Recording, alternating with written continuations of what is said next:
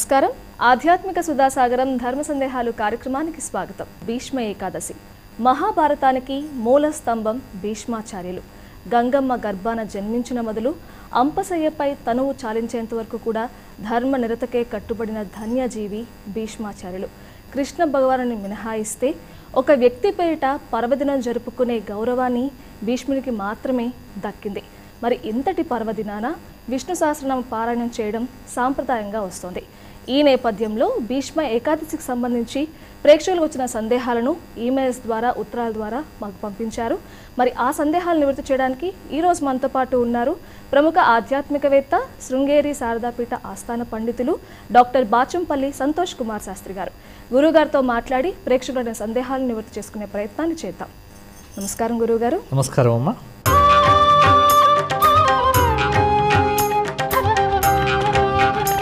గురుగారు, ముందుగా మొదటి ఉత్తరాన్ని చూద్దామండి. పద్మావతి గారు విశాఖపట్నం నుంచి మనకి ప్రశ్నని అడుగుతూ వస్తున్నారు. ద్రౌపది వస్త్రాపహరణ సమయంలో భీష్ముడి మౌనం అధర్మం కాదా అని అడుగుతున్నారు. శరదిందు వికాసమందహాసాం స్ఫురదిందీవరలోచనాభిరామాం అరవింద సమాన సుందరాస్యాం అరవిందాసన సుందరీముపాసే. ధర్మపురి లక్ష్మీ నృసింహ పరబ్రహ్మణే నమో నమః. మొట్టమొదలు భీష్మాచార్యుల వారికి నమస్కారం చేస్తూ చాలా మంచి సందేహం అడిగారమ్మా. భీష్ముడు మహాభారతంలో మహాభారతమునకే మూలస్తంభం. భీష్ముడు లేని భారతం లేదమ్మా. అధిరథ మహారథుడు ఆయన. మరి భీష్ముడు మహాభక్తుడు. భీష్ముడి జీవితాన్ని మొదటి నుంచి చివరి వరకు కనుక అవలోకనం చేస్తే ఒక తండ్రికి కొడుకు ఎలా ఉండాలో భీష్ముడిని చూసి నేర్చుకోవాలి. ఒక యోధుడు ఎలా ఉండాలో భీష్ముడిని చూసి నేర్చుకోవాలి. ఒక తల్లికి కొడుకు ఎలా ఉండాలి భీష్ముడిని చూసి నేర్చుకోవాలి. అంటే ఎన్నో గొప్ప లక్షణాలు ఉన్నాయి భీష్ముడిలో. అటువంటి గొప్ప వ్యక్తి, మహాభక్తుల్లో ఒకడు భీష్ముడు. భీష్మ, దాల్భ్య, శుక, శౌనక అని వస్తుంది. భక్తుల యొక్క వరుసలో భీష్ముడు ఒక భక్తుడు. మరి అటువంటి భీష్ముల వారు అధర్మం పక్షాన ఎందుకున్నాడు? ఇది చాలా మంచి సందేహం. భీష్ముడు ద్రౌపది వస్త్రాపహరణ సమయంలో మాట్లాడకుండా ఉండడం అనేటువంటిది దోషమే, తప్పే. సరి అయినది అని సమ్మతించడం లేదు. భీష్ముడు కూడా ఒప్పుకున్నాడు దానికి, మనం కాదు ఒప్పుకోవటం.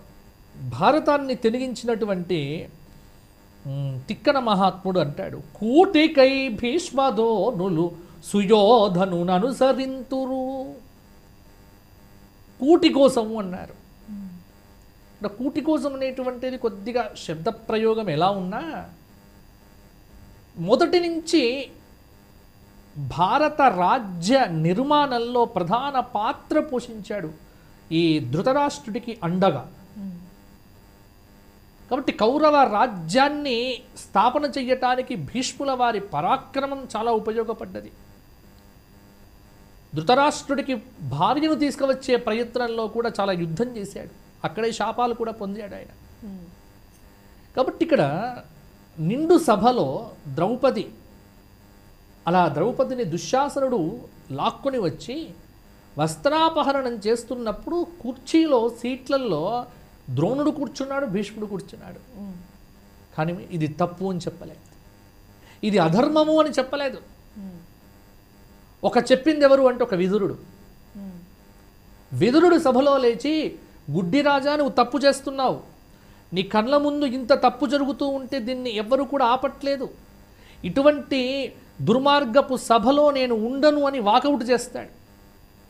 అందుకే విదురుడు బతికి బట్టగట్టాడు. ఆ సభలో ఆయన చూస్తూ ఉండగానే అపహరణం జరిగింది. ఇది తప్పే.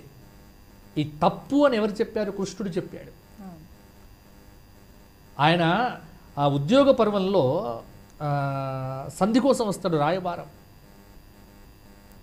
సారపు ధర్మమున్ విమల సత్యము పాపము చే బొంకుచే పారము పొందలేక చెడవాలివి అయిన వ్యవస్థ దక్షులెవ్వారలు ఉపేక్ష చేసిది అది వారల చేటగు కాని ధర్మ నిస్తారకమయ్యు సత్య శుభదాయకమయ్యును దైవముండెడిన్న. ఎంత అద్భుతమైనటువంటి పద్యం అంటే తిక్కన రాసినటువంటి పద్యము. ఎందుకోసం ఈ పద్యం చదివాను అంటే ఈ పద్యంలో సమాధానం ఉంది. దక్షురెవ్వారలు ఉపేక్ష చేసిది అది వారల చేటగు గాని. ఎవరైతే కళ్ళ ముందు అధర్మం జరుగుతూ ఉంటే సమర్థత ఉండి ఆపగలిగే శక్తి ఉండి ఎవడైతే ఉపేక్ష చేస్తాడో అటువంటి వాడు శిక్షార్హుడు. అది వారల చేటగు గాని. అది అతనికే నష్టమవుతుంది తప్ప ధర్మానికి నష్టం కలగలేదు. అక్కడ ధర్మం బాధించలేదు. అధర్మం చేస్తున్నప్పుడు సమర్థులైనటువంటి వారు కూడా ఉండగా అధర్మం జరిగింది కాబట్టి అక్కడ శిక్షించబడ్డది ధర్మం కాదు. భీష్ముడు, ద్రోణుడు, కృపుడు వీళ్ళందరూ శిక్షించబడ్డారు. అందుకే రణరంగంలో పార్థసారథి అయినటువంటి కృష్ణ భగవానుడు మొదటి 10 రోజులు యుద్ధం చేస్తాడు భీష్మాచార్యుల వారు.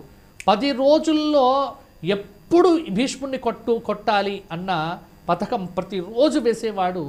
కాబట్టే కృష్ణుడు దగ్గర ఉండి అర్జునుడి చేత భీష్ముడిని పడగొట్టిస్తాడు. ఎందుకు అంటే తప్పు చేసిన వాడు మహాభక్తుడైన తప్పు తప్పే, శిక్ష శిక్షే, దీనికి మినహాయింపులు లేవు. కాబట్టి ఆ రోజు ద్రౌపది యొక్క వస్త్రాపహరణం జరుగుతున్నప్పుడు భీష్ముల వారు నోరు మెదపక ఉండటం భీష్ముడు చేసిన దోషమే. ఇది భీష్ముడు కూడా అంగీకరించాడు. ఇది భీష్ముడి యొక్క చరిత్రలో తప్పనిసరి పరిస్థితుల్లో అలా చేయాల్సి వచ్చింది అని ఉంది భారతంలో. మంచి సందేహం అమ్మ. గురుగారు తదుపరి ఉత్తరాన్ని చూద్దామండి. రాజేశ్వరి గారు శ్రీకాకుళం నుంచి మనకి ప్రశ్న అడుగుతున్నారు. భీష్ముడు కౌరవుల పక్షాన ఎందుకు యుద్ధం చేయాల్సి వచ్చింది తెలియజేయండి అంటూ రాస్తున్నారు. మొదటి నుంచి గుడ్డిరాజు ధృతరాష్ట్రుడు రాజ్యపాలన సామర్థ్యము లేనటువంటి వాడు. అందుకే పాండురాజుకు పట్టం గడితే పాండురాజేమో శాపవశాత్తు మరణిస్తాడు. ఇక రాజ్యం ఎవరి అల్లకల్లోలం కాదు రాజు లేకపోతే. అందుకే సర్వసైన్యాధ్యక్షుడిగా అతిరథ మహారథుడిగా భీష్ముడు అండగా ఉన్నాడు. కాబట్టి కౌరవుల దగ్గర మొదటి నుంచి కూడా భీష్ముడు రాజ్య వ్యవహార దక్షుడిగా ఒక ప్రధానమైనటువంటి భూమికను పోషించాడు. ఇక పంచపాండవులు ఈ 5గురు కూడా అరణ్యవాసానికి వెళ్ళటం, ఆ సమయంలో కూడా మరి రాజ్యము అరాచకం కావద్దు కదా. అందుకే భీష్ముడు ఎందుకున్నాడు అంటే ఇక్కడ ప్రజలందరినీ పరిపాలించాల్సినటువంటి బాధ్యత. ఒక దుర్మార్గుడి చేతిలో రాజ్యం ఉన్నప్పుడు అది ఇంకా పాడుకాకుండా ఉండటానికి కాపాడాల్సినటువంటి ప్రయత్నము చాలా ఉంటుంది. ఆ ప్రయత్నాన్ని సమర్థవంతంగా నిర్వర్తించాడు భీష్మాచార్యుల వారు. ఒకవేళ భీష్ముడే కనుక లేకపోతే కౌరవులు ఇంకా అధర్మం చేసేవారు. ఇంకా ధర్మం అధర్మం అనేటువంటిది విచ్చలవిడిగా పెరిగిపోయేది. భీష్ముల వారు ఉన్నారు కాబట్టి ఇంకా కొన్ని పాడు పనులు చేస్తూ ఉంటే ఆపగలిగాడు భీష్ముల వారు కూడా. అందువల్ల మొదటి నుండి భీష్ముల వారి యొక్క చరిత్ర చాలా కష్టాల చరిత్రనే. అంటే త్యాగమయమైనటువంటి చరిత్ర. కన్న తండ్రి కోసం, శంతనుడి కోసం ఆయన భీష్ముడి పేరు దేవవ్రతుడు అని మొదటి పేరు. భీషణమైన ప్రతిజ్ఞ చేసి భీష్ముడయ్యాడు ఆయన. తండ్రి కోసము నేను అద్య ప్రవృత్తి బ్రహ్మచర్యం మే భవిష్యతి అంటాడు. ఇక నుండి నేను బ్రహ్మచర్యమే అనడం చేత భీష్ముడికి పెండ్లయింది అని కొద్దిమంది చెప్తారు, పెండ్లి కాలేదని. అంటే భీష్ముడు బ్రహ్మచార్య అవునా కాదా అంటే భీష్ముడు బ్రహ్మచారి కాదు అని భారతం చెప్తోంది. అద్య ప్రభృతి అనేటువంటి శబ్ద ప్రయోగం ఎక్కడైతే జరిగిందో ఈ క్షణము నుండి నేను బ్రహ్మచారిగా ఉన్నాడు అంటే అంతకుముందు ఏదో జరిగినట్టే కదా. కాబట్టి భీష్ముడి యొక్క చరిత్ర చాలా అద్భుతమైనటువంటి చరిత్ర. ఆయన రాజ్య నిర్వహణ కోసం, రాజ్య భారాన్ని చక్కగా సమర్థవంతంగా పోషించటం కోసము కౌరవుల పక్షాన ఉండవలసి వచ్చింది. దీనికి అప్పయ్య దీక్షితులు లాంటి వారు ఇంకొక రకమైనటువంటి సమాధానం కూడా చెప్పారు. ఒకవేళ నేనే కనుక యుద్ధం అనేటువంటిది పంచపాండవుల తరపునే కనుక యుద్ధం చేస్తే ఎప్పుడు కూడా కృష్ణుడు ధర్మం వైపు ఉంటాడు. యుద్ధంలో పంచపాండవులది ధర్మము, కౌరవులది అధర్మము. యుద్ధం చేసేటువంటి వాడు అభిముఖంగా ఉండాలి, ఎదురెదురుగా ఉండాలి. కాబట్టి నేను కౌరవుల పక్షాన ఉంటే కృష్ణుణ్ణి చూస్తూ యుద్ధం చేయవచ్చు, కృష్ణుణ్ణి చూస్తూ నేను యుద్ధం చేయాలి అంటే అక్కడ కూడా భక్తి కనిపిస్తుంది. అందుకే నేను కౌరవుల పక్షాన ఉంటా అనుకున్నాడు. నిజమే, దీనికి బలం చేకూరేటువంటి మాటలు కూడా మనకు భాగవతంలో కనిపిస్తున్నాయి. ఎందుకంటే భాగవతంలో తన శరీరాన్ని చాలించేటువంటి సమయంలో కృష్ణుడు, ధర్మరాజు వీళ్ళందరూ కూడా ఉండగా అద్భుతమైనటువంటి స్తోత్రం చేస్తాడు. త్రిభువనకమనం తమాలవర్ణం రవికుర గౌలవరాంబరం దదానే అని అక్కడ ఆయన చేసినటువంటి ప్రతి స్తోత్రము కృష్ణుడి గురించి చేస్తాడు. ఆ చెప్పినటువంటి ప్రతి మాట యుద్ధరంగంలో తాను చూసినటువంటిది. అంటే భీష్ముడు యుద్ధం చేస్తున్నాడు, కానీ యుద్ధంలో కూడా భగవద్ ఉపాసన చేస్తున్నాడు. ఆ ఎదుట, తన ఎదుట సగుణ సాకార సుందర వదనారవింద సౌందర్య స్వరూప ఏకాగ్ర రూపమైనటువంటి శ్రీకృష్ణ రమణీయ లావణ్య రూపాన్ని చూస్తూ తన్మయుడై, తద్ధ్యానపరుడై, తదాలోచనాపరుడై ఆ కృష్ణస్వామి యొక్క ఉపాసన చేస్తూ కర్తవ్యాన్ని నిర్వర్తించాడు. కాబట్టే భీష్ముడు చివరికి ముక్తిని పొందాడు. కాబట్టి కౌరవుల పక్షాన ఉండటం వెనుక ఉన్నటువంటి ప్రధానమైనటువంటి ఆంతర్యం ఏమిటి అంటే కృష్ణోపాసనే భక్తి ప్రజ్ఞ చెప్పడం. గురుగారు, మరొక ఉత్తరాన్ని చూద్దామండి. విశ్వనాథ్ గారు మనకి గుడివాడ నుంచి ఈ ప్రశ్నని అడుగుతున్నారు. ఇచ్ఛామరణ వరమున్న భీష్ముడు మాఘ ఏకాదశిని ఎందుకు ఎంచుకున్నాడు తెలియజేయండి అంటూ అడుగుతున్నారు. భీష్ముల వారు ఇచ్ఛామరణాన్ని పొందాడు, కానీ మార్గశీర్ష శుక్లపక్ష ఏకాదశి యుద్ధం మొదలైంది. ఎందుకంటే గీతా జయంతి, కృష్ణుడు గీతను ఉపదేశించినటువంటి రోజు ఏకాదశి. మార్గశీర్ష శుక్ల ఏకాదశి, ద్వాదశి, త్రయోదశి, చతుర్దశి, పౌర్ణమి, పాఠ్యమి, విధియ, తదియ, చతుర్థి. అంటే నాకు తెలిసి చతుర్థి పంచమి. మార్గశీర్ష కృష్ణపక్ష పంచమి భీష్ముల వారు కింద పడాలి. ఎందుకంటే భీష్మ పర్వం 10 రోజులు, మొత్తం 18 రోజుల మహాభారత యుద్ధంలో 10 రోజులు యుద్ధం చేసిన వాడు భీష్ముడే. భీష్ముడు 10 రోజుల పాటు యుద్ధం చేస్తే భీష్ముడిని ఎవ్వరూ టచ్ కూడా చేయలేకపోయారు పంచపాండవులు. అంత యోధుడు, మహావీరుడు. కాబట్టి ఇక్కడ ఆయన మార్గశీర్ష మాసంలో కృష్ణపక్ష పంచమి నాడు కింద పడితే మరణించలేదు, అప్పుడు దక్షిణాయనమైంది. మార్గశీర్ష మాసం తర్వాత వచ్చేటువంటి మాసం ఏమిటి చూస్తే పుష్యమాసం. పుష్యమాసంలో ఎప్పుడు మనకు అంటే ఉత్తరాయణం మొదలవుతుంది. అగ్ని జ్యోతి అహహ శుక్ల షణ్మాస ఉత్తరాయణం. సంక్రాంతికి ఉత్తరాయణం. సూర్యుడు మకర రాశికి ప్రవేశిస్తే మకర సంక్రమణం మనకు ఉత్తరాయణం మొదలవుతుంది. కాబట్టి ఉత్తరాయణం వచ్చే వరకు ఎదురు చూశాడు. ఉత్తరాయణం వచ్చిన తరువాత కూడా ఇంకా ఆయన అలాగే ఉన్నాడు. ఎందుకంటే ఆయన చేయాల్సిన పనులు కొన్ని లోకానికి ఉన్నాయి. అవన్నీ కూడా చేసి అంపశయ్య మీద పడుకొని ఆయన ఈ పనులన్నీ చేసి భీష్ముల వారు మాఘమాసంలో శుక్లపక్ష అష్టమి నాడు శ్రీకృష్ణుడి యొక్క సన్నిధి లోపల తన యొక్క ప్రాణములను ఆ పరమాత్మలో కలిపేశాడు. స్వనిగమమపహాయ మత్ ప్రతిజ్ఞామృతమధికర్తుమవప్లుతో రథస్థః అంటాడు భాగవతంలో. శ్రీకృష్ణ స్తవంలో ఆ కృష్ణుణ్ణి చూస్తూ ఆ కుప్పించి యగసిన కుండలంబుల కాంతి గగన భాగం వెల్ల గప్పికొనగా ఉరికిన నోర్వక ఉదరంబులోనున్న జగముల వేగున జగతి గదల. ఇది పోతన రాసినటువంటి భీష్ముల యొక్క పద్యం. కుప్పించి ఎగసిన ఆ భీష్ముల వారు వర్ణిస్తారు. ఆ కృష్ణుడు అలా రథం నుంచి దూకుతూ ఉంటే ఆ కృష్ణుడిని చూసినటువంటి భీష్ముడి యొక్క భావన. కాబట్టి ఉత్తరాయణం వచ్చే వరకు ఎదురు చూసి ఉత్తరాయణంలో మాఘమాసంలో శుక్లపక్షంలో అష్టమి నాడు శరీరం వదిలిపెట్టాడు. అందుకే భీష్మాష్టమి అన్నారు. ఈ అష్టమి నాడు ఏం చేస్తాం అంటే భీష్ముల వారికి తర్పణం చెయ్యాలి. వైయాగ్రపాద గోత్రం సాంకృత్య ప్రవరం భీష్మవర్మానం తర్పయామి తర్పయామి తర్పయామి. ప్రతివారు అంటే తండ్రి బతికున్నటువంటి వారు కూడా భీష్మ తర్పణం చేయవచ్చు.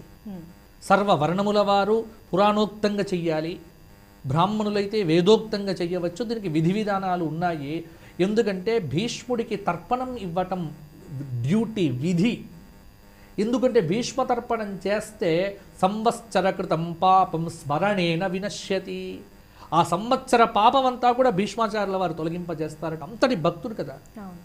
అలాగే భీష్మ అష్టమి నాడు భీష్మ తర్పణం చేస్తే ఇంకొక లాభం కూడా చాలామందికి తెలియని రహస్యం ఇది భక్తి టీవీ ద్వారా నేను పంచుకుంటున్నాను. భీష్మ తర్పణం చేస్తే సంతాన సంబంధమైన దోషాలు తొలుగుతాయి. ఇప్పుడు చాలామందికి సంతానం కాకుండా అబార్షన్స్ అవుతూ ఉంటాయి. అటువంటి వారు ఒక సంవత్సరం భీష్మ తర్పణం భక్తితో కనుక చేస్తే ఆ తర్పణం చేసిన పుణ్యం వల్ల సత్సంతాన ప్రాప్తి కలుగుతుంది అని మనకు శాస్త్రం చెబుతోంది. కాబట్టి అంతటి యోగ్యతను పొందినటువంటి భాగవతోత్తముడు భీష్మాచార్యుల వారు. గురుగారు మరొక ఉత్తరాన్ని చూద్దామండి. సత్యనారాయణ గారు మనకి ప్రశ్న అడుగుతున్నారు హైదరాబాద్ నుంచి. పాండవులకు భీష్ముడు విష్ణు సహస్రనామాన్ని ఎందుకు ఉపదేశించాడు? విష్ణు సహస్రనామాన్ని ఉపదేశించింది కూడా ఏకాదశి నాడు కాదు. ఇక్కడ ధర్మరాజుకు కృష్ణ భగవానుడు, నాయనా మీ తాత శరీరాన్ని చాలించబోతున్నాడు, అన్నీ నేర్చుకోరా అని కృష్ణుడు ధర్మరాజును ముందరికి పంపిస్తాడు. ధర్మరాజుకు భీష్ముల వారు ఆపద్ధర్మాలు, యుద్ధ ధర్మాలు, మోక్ష ధర్మాలు, రాజధర్మాలు, వ్యవహార ధర్మాలు, ఒకటేమిటి రెండేమిటి మూడేమిటి సర్వము చెప్పాడు. అన్ని ధర్మాలు చెప్పాడు. అదే మనకు భారతంలో శాంతి ఎంత అద్భుతంగా ఉంటుందండి చదివితే. ఎన్ని ధర్మాలండి భీష్ముడు చెప్పినటువంటి ధర్మాలు. అన్ని ధర్మాలు విన్న తర్వాత భీష్ముల వారిని ధర్మరాజు అడుగుతాడు, ఏమని? తాత ఇన్ని ధర్మాలు నాకు చెప్పావు, ఇన్ని ధర్మాల్లో నీవు ఏ ధర్మం గొప్పది అనుకుంటున్నావు చెప్పు అన్నాడు. కో ధర్మ సర్వధర్మాణం భవతః పరమో మతః కిం జపన్ముచ్యతే జంతుః జన్మ సంసార బంధనాత్. శ్రీ భీష్మ ఉవాచ జగత్ప్రభుం దేవదేవం అనంతం పురుషోత్తమం స్తువన్నామ సహస్రేణ పురుషః సతతోత్థితః తమేవ చార్చయన్ నిత్యం భక్త్యా పురుషమవ్యయం. విష్ణు సహస్రనామం. ఇక్కడ ఏమడిగాడు ధర్మరాజు? కో ధర్మ సర్వధర్మానాం, అన్ని ధర్మములలోకెల్లా గొప్ప ధర్మం ఏది అంటే చెప్పాడు, అన్ని ధర్మములలోకెల్లా ఉత్తమోత్తమైనటువంటి ధర్మం ఒక్కటే. జగత్ప్రభువైనటువంటి దేవదేవుడైనటువంటి అఖిలాండకోటి బ్రహ్మాండ నాయకుడు నిత్య సచ్చిదానంద స్వరూపుడైనటువంటి నిర్వికల్ప సమాధి నిష్ఠులకు మాత్రమే గోచరమయ్యేటువంటి ఆ శ్రీకృష్ణ పరంధాముడి యొక్క నామములు 1000 నామములు చేసి ఆయనను అర్చించి సేవించి తరించడమే అద్భుతము అన్నారు. అందుకే విష్ణు సహస్రనామాన్ని ఉపదేశం చేశాడు. భీష్ముడు చెబితే వచ్చింది విష్ణు సహస్రనామం. కాబట్టే ఈ భీష్మ ఏకాదశి నాడు విష్ణు సహస్రనామ పారాయణం చేయాలి. గురుగారు, మరి ఈనాటి ధర్మ సందేహాలు కార్యక్రమంలో భీష్మ ఏకాదశికి సంబంధించి ఎన్నో విషయాలను మన ప్రేక్షకులకు తెలియజేశారండి. ధన్యవాదాలు. నమస్కారం. వీక్షించారుగా భీష్మ ఏకాదశికి ఆ ధర్మ పురుషుని యొక్క విశేషాలను, అంశాలను. మరి భీష్మ ఏకాదశి సందర్భంగా భక్తి టీవీలో ప్రత్యక్ష ప్రసారాలు, ప్రత్యేక కార్యక్రమాలు ప్రసారమవుతూ ఉంటాయి. ఆ కార్యక్రమాలను వీక్షించి తరించండి. రేపటి ధర్మ సందేహాలు కార్యక్రమంలో మళ్ళీ కలుసుకుందాం. అంతవరకు సెలవు. నమస్కారం.